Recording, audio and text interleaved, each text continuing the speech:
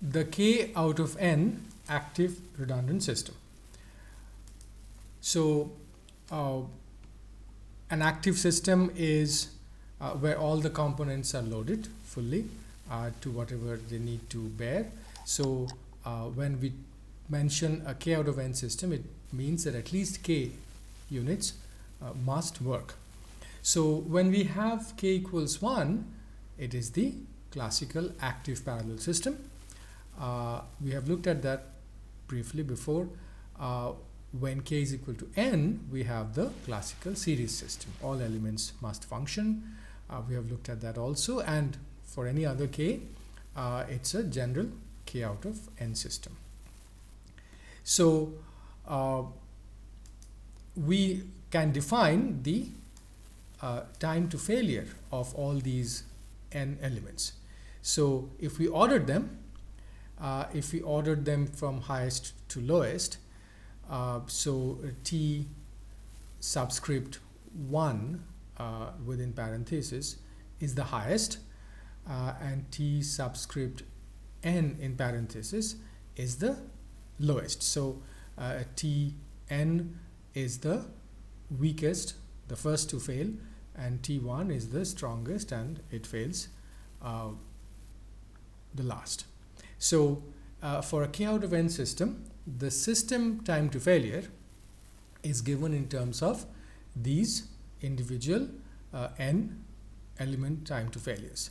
So for a series system, T sys is equal to T subscript n in parentheses, and for a purely parallel system, the system time to failure is T parenthesis 1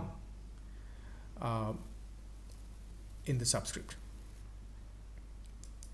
So there are two ways in which we can define the reliability. So let x be the number of systems, the number of items that are up at time t. So x of t is the number of items that are up at an arbitrary unit instant of time t, and the RSys, the system reliability, we could give in two ways: that the system time to failure exceeds little t, that is equivalently p of xt greater than or equal to k, so at least k units are up, or the kth order statistic t subscript k within parentheses, that is greater than or equal to t. So we could define the reliability of the system in these two equivalent ways.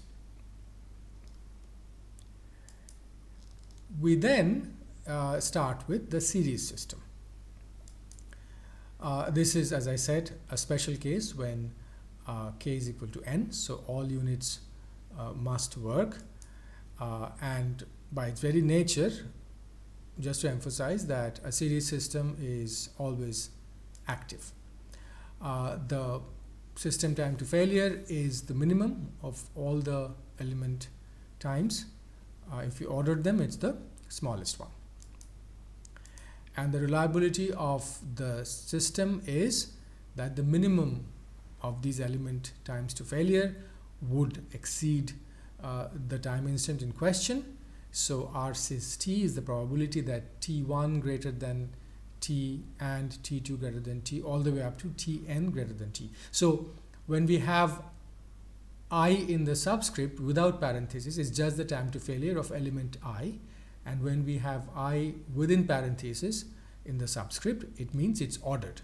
So it's order statistics k, and our convention here is t parenthesis 1 in the subscript is the maximum, the highest one, and t subscript n is the shortest one, the smallest one. Now, what would happen if these elements were independent? We start with a simple two-element system. So if we have two elements in series, we have looked at such systems before.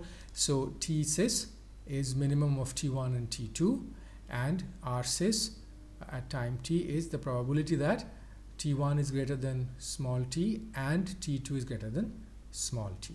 Now if they're independent, then R_sys is R1 at t times R2 of t. So all these reliabilities, component reliabilities, are multiplied with each other to give the system reliability, which we have already seen in other contexts. So generalizing this, R_sys t for an n element series system is the product of all the element reliabilities, and then if all the TTFs are exponential, so then we would have the product of these exponentials. So our system of at time t is exponential minus t times the sum of all the lambdas. That's because of the exponential nature of the TTF. And so because of the form of the system reliability, clearly the system is also exponentially distributed. The system time to failure is also exponentially distributed, and with a parameter which equals the sum of all the individual lambdas. So exponential TTFs for each element, if they're independent, gives rise to an exponential system TTF. And finally, if all the elements are not only independent but identical, then the system parameter lambda is just n times the element parameter. So the mean is divided by n. So the system mean time to failure is the element mean time to failure divided by n. Let's do an example, and let us say that we have 125 components which builds up a system in series, and the time reference in question, the mission time is 500 hours. So we need to find what the element lambda will be, the element failure rate will be, if the system has to have a required reliability of 0.99. So let's set this up. The system reliability is the product of the element reliabilities, and because they're exponential, the system reliability is of the exponential nature that you see, where the sum of all the parameters is the system parameter, and that system parameter is equal to n times lambda if all the elements are identical and independent, obviously. So then what is required is the required system reliability will be at least 0.99. So just doing the algebra from this point on, we have n lambda t should be at most 0.01, and putting the values of n and t, we arrive at the maximum allowable failure rate for a component at 0.16 per million hours.